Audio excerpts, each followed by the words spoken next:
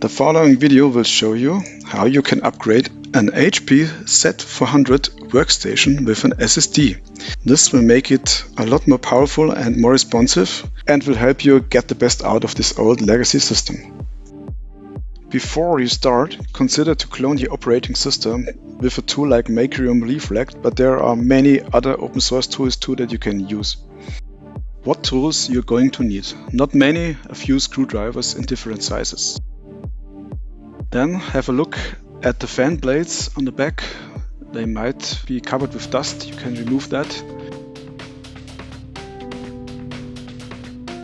Then open a few screws so that you can remove the side cover by pulling this handle here on the side.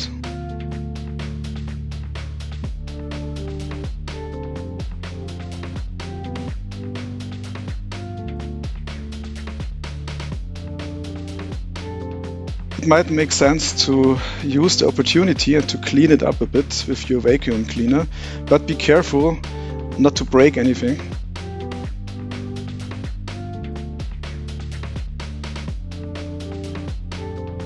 Let's look at the interior. The graphics card, the CPU, an Intel Xeon CPU with the cooling system, which is quite a sufficient cooling system, and we have the PCI slots here.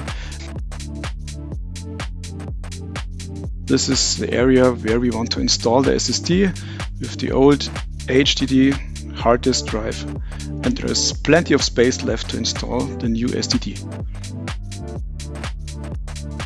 I wanted to keep my old hard disk drive, and therefore I had to unplug all the cables, the power cable and the SATA cable, which is connected here to the main board.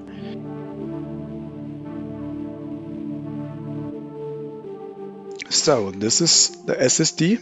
It's a Crucial BX500, which is a good middle-class SSD device. Not the most expensive one, but sufficient for me. Here you see the SATA interface. These are the cables that we need. I recommend to exchange the cables with some new ones.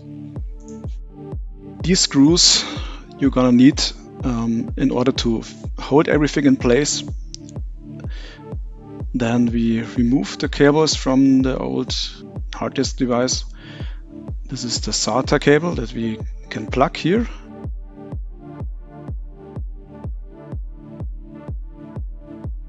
But to correctly mount the SSD, we need to use a bay converter from 3.5 inches to 2.5 inches.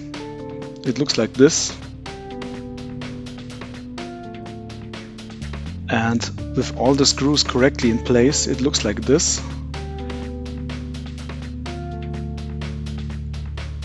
And as you see now, it perfectly slides into the slot. Insert the SSD into the bay converter like this.